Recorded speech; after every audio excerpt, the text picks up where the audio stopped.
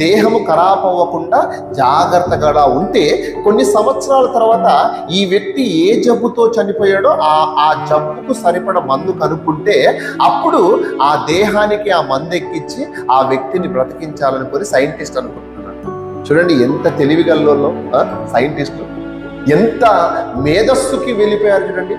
అంటే మనిషిని బ్రతికించాలి, ఇంకా మనిషి బ్రతకాలి అనుకుంటున్నాడు. కానీ దేవుడు ఏమన్నాడండి బైబిల్లో? ఒక మనిషి ఎన్ని సంవత్సరాలు బతుకుతానన్నాడు? 70 సంవత్సరములు అధిక బలం ఉండిన 80 సంవత్సరములు బ్రతుకుతాడని దేవుడు చెప్పాడా లేదా?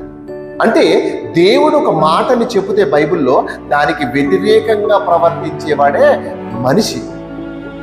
దేవునికి ఇష్టంగా జీవించని వాడే మనిషి అండి. కానీ దేవుని ఆలోచన ఎలా ఉంది?